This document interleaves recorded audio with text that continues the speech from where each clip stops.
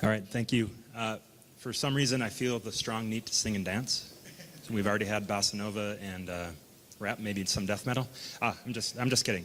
All right, so today I'm here to talk about the past, current, and future vision for NASA research on forest ecosystem structure and function from space. And I'm giving this talk on behalf of Hank Margolis, who sends his regrets. And since he's not here today, I took some liberty with the title, and I'm going to focus mainly on forest structure because this is, after all, Silva Laser. So I'm at NASA headquarters, and Hank and I manage the terrestrial ecology program, and we work in a variety of ecosystems doing a variety of different things, but we do a lot with forest structure. And so I'll talk a little bit about NASA's perspective. This is the current operating Earth fleet that the NASA Earth Science Division has in orbit right now, and I counted it up this morning, and there are something like 34 different Earth observation missions currently in operation, with 16 more here denoted in the purple colors that are planned to launch sometime between now and 2022, mid-20s. And these missions are designed to measure various aspects of the Earth system, but we have a lot of missions up there that focus on vegetation composition, vegetation function, and now we have 2 LiDARs in space. We have Icesat2 and JEDI, which Ralph just spoke about. And so it's a really exciting time. Just a little context about where we sit at NASA headquarters. In the NASA Earth Science Division, there's 4 different areas. There's the flight program. These are the folks that build and operate the missions once they launch. Then we have the technology development, the Earth Science Technology Office, and these folks are taking care of developing new sensors and new technologies. So we think about improvement in maybe LiDAR detectors, for example, something that might be done in the Earth Science Technology Office. And then we have the Applied Sciences program, which applies the remote sensing data to real-world problems. And then we have the Research and Analysis program, which is where terrestrial ecology sits. That's where Hank and I are. And we manage about $14 million annually in a budget that we use to fund basic research. And then we also do things like airborne campaigns. And then we get pulled into all these other areas. So we work with Flight to develop missions that are relevant to terrestrial ecology. We work with the STO office in the same manner, and then also sensing of vegetation structure. Does anybody know, or can they think about the first papers that they saw on remote sensing of vegetation structure or vegetation above ground biomass? Nelson, very good. You get an A for the day. Okay, so we have Ross Nelson, NASA Goddard, paper in 1984 where they were using a simple profiling LiDAR system to look at forest canopies in the northeast US, and then they looked at the correlation between heights from these profilers and heights measured in the field, and they saw really great relationships. And this was followed up in 1988 by a paper where, as far as I am aware of, this is the first LiDAR comparison between predicted above ground biomass, or measured above ground biomass in the field versus LiDAR height. So that was work that was funded by NASA Goddard. And then Ralph briefly mentioned the Slicer instrument, which was also developed by NASA Goddard by Brian Blair and David Harding and others. And of course, this led to work, I'm using the wrong button. This led to work by Michael Lefsky in the early 2000s, where they used Slicer data in the Pacific Northwest to look at all sorts of different forest attributes, including things like leaf area index and above ground biomass.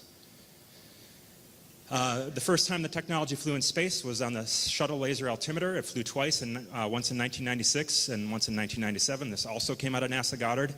And right here, this is the first, as far as I'm aware, the first LiDAR waveform from space over a chopo forest in Africa. That, of course, that SLA sensor led to the development of the Geoscience Laser Altimeter System, or GLASS, which flew on ICESat in the mid to late 2000s. And of course, that led to all sorts of different work, again by Nelson and others, Hank Margolis as well, who was supposed to give this talk, where they started to map things in the field. So they would go collect plots. They would fly over these plots with a simple profiler system called PALS. They would develop some biomass calibration equations, and then they would link that up with ISAT to develop things like regional estimates of biomass across, here's Quebec. And then of course, Margolis followed that up in 2015 with a boreal-wide above-ground biomass assessment at the ecoregion level. So that was a real quick tour of what's happened at NASA in the past, and so now I'm going to move into the current. And 2018 was a very active year for NASA in the years leading up to it in terms of launches with missions of relevance to their science division. We had 4 different launches in 2018. The first was EcoStress, which measures Earth's surface temperature, and it's really focused on looking at vegetation stress and evapotranspiration. So we're thinking about vegetation function here. And then, of course, Icesat2. I'll talk a little bit more about Icesat2 in a few slides. It's a cryosphere mission launched in September. It's a green laser, mainly for looking at things like ice sheets, but there are also some vegetation-related data products coming out of it, which I'll show here in a few minutes. Ralph just spoke about JEDI, which launched in November. I won't talk about that too much.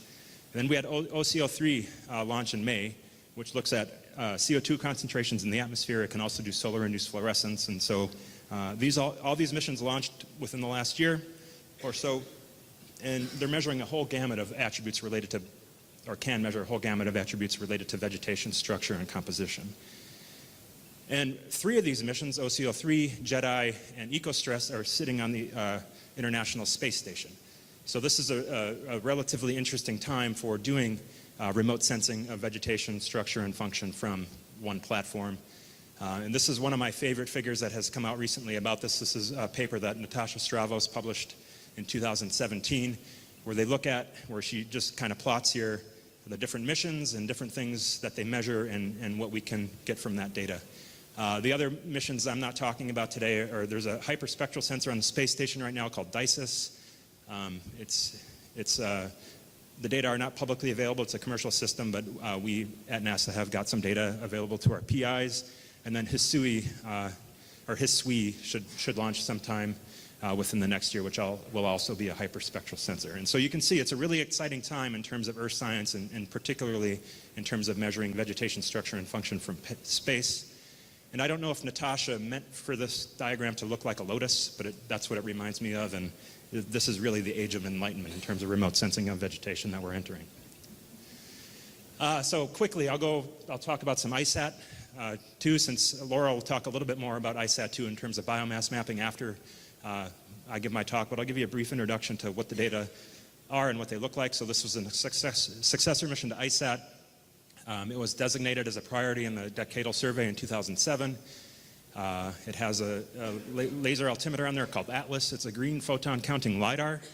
It launched in September, and it's been collecting data for about a year, and the first data were publicly released and are available from the National Snow and Ice Data Center. Let's see, I already covered some of this. I'll talk about the beam arrangement here in a second. It's 6 beams arranged in pairs. They have 17-meter footprints, and then there's a 70-centimeter long track spacing, so there's overlap between successive beams on this system. Performance metrics are normal and within requirements, and if you're interested in becoming a member of the science teams, proposals are due today, so after my talk you can go back to your hotel rooms and write them quick. But we will be seeking proposals, or we have in the solicitation, we specifically identify proposals related to vegetation as well, for looking at Icesat2 for improving vegetation biomass estimation, for example. This is a look at what Icesat2 data look like over an ice sheet, or what the beam spacing and track arrangement looks like. So we have these 6 beam pairs separated by 3 kilometers. Each individual pair, or each pair of beams, is separated by 90 meters. And then each footprint is 17 meters in size with this overlap, because they're only separated by 70 meters. And it's important to point out that, especially over forests, each of these footprints, you might only get 1 or 2 photons back to the sensor. And so that's something that you have to consider when using this, although when you start to integrate these over longer length scales, you can start to get nice plots of a forest canopy, for example, and I'll show some examples of that next. So here's some data from Amy Neuenschwander, who's the land data product lead at the University of Texas. And here's some data, I think, in Alberta, where she's plotting some nighttime data. These are photons returned to the sensor over land, over a boreal forest. And then this is the result from Amy running her classification algorithm, in which she identifies where the ground surface is, denoted by red here, where the top of the canopy is, and then all the other canopy returns are there. So nighttime data look pretty good. There's a lot of noise in daytime data. This is a savanna system. As Ralph mentioned, these data should work really well in savannas. You can see there's a lot more noise here because of solar interference, for example. But again, you can identify where the ground track is, where the midpoint or the central canopy is, and then where the top of the canopy is. So Amy has done some work to compare Icesat2 data in forested environments in Finland or Sweden, and she's getting some decent results. Here we have a comparison of the ground returns from airborne LiDAR system and ISAT with a 20 centimeter error, and then absolute canopy height, absolute top of the canopy height, she's getting about 3.4 meters right now in terms of error. So it looks promising. There's still some work to do. I won't talk about Jet-A at all because Ralph talked about it. So he spoke about the launch and how it was selected and all that. But I wanted to show this slide again because I really want to emphasize the importance of where we are right now in terms of remote sensing of vegetation structure and biomass. With Jet-A and then with ISAT2, we have so much data coming online now that we're in a really unique, exciting place. And that's something we're very interested in at NASA headquarters is learning how we can not only use Jet-A and not only use ISAT2 data to look at biomass, but how we can combine these data sets globally to estimate biomass across all latitudes, but then also how can we combine the data sets within a particular grid cell, for example, to get improved estimates of forest canopy structure in funding in the future. One other mission, I'm switching wavelengths here, this may not be appropriate for this audience, but another thing that's coming online is NISAR. This is the NASA ISRO synthetic aperture radar, which should launch in early 2022. It's an L-band, S-band radar mission.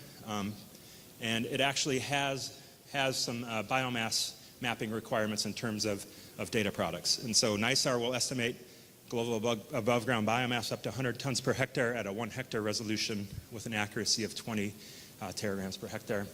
And the one thing I do want to point out about here, the main thing I want to point out here is this is going to generate a lot of data.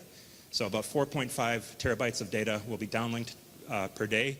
And somebody a couple weeks ago at the NISAR science team meeting pointed out that within 1 year, NISAR will collect more data than all NASA missions put together in the entire solar system. So that's Mercury to Pluto, including Earth observations. So this is a ton of data.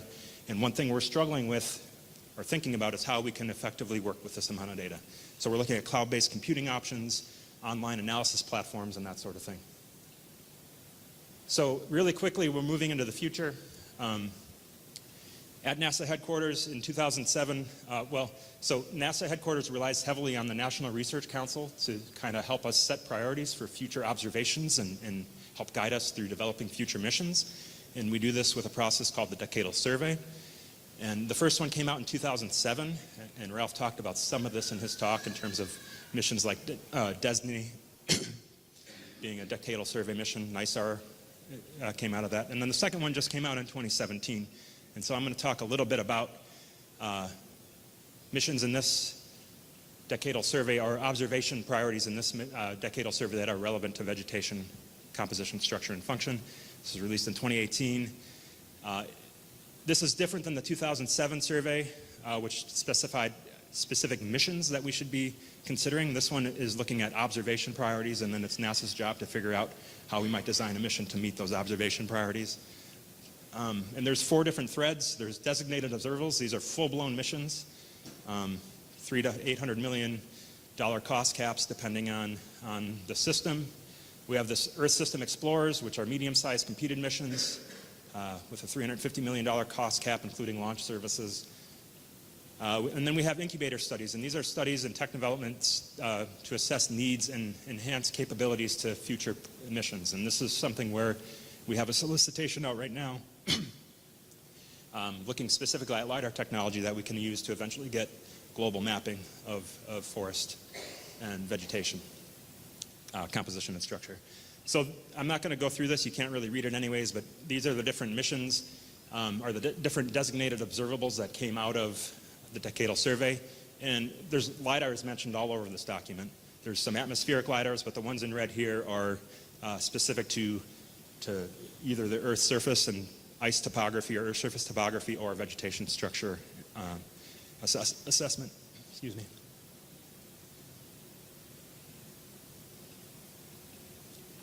These are the designated observables. These are the full-blown missions. The first one to come out of the chute will be the Surface Biology and Geology mission, which is going to be a hyperspectral system more than likely that'll launch in the mid-20s. That study is underway to kind of design the mission to meet specific observation requirements. And the other one of interest to this community is the Surface Deformation and Change. Will be another radar mission. It can sort of be considered at this point a NISAR follow-on, and we're still trying to figure out if we can get an ecosystems component added to this to continue the NISAR time record in terms of observing ecosystem structure, for example.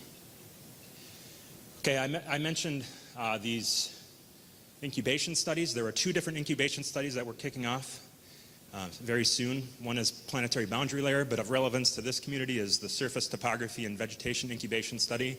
And if you look at the Decadal Survey, what it calls for is technology and science development in LiDAR remote sensing so we can get contiguous 5-meter sampling with 1-meter vertical accuracy from space, or contiguous 1-meter sampling with 1 centimeter vertical accuracy from aircraft with seasonal repeat. So this is what we're going for. We have a solicitation that just closed. Proposals are in review, and what's going to happen is we're going to form study teams that will assess the current state of the science in terms of what we can do and what the needs are. There's also going to be some technology people on these study teams to see where the current technology is and what needs to be done to push it forward to meeting that designated observable requirement.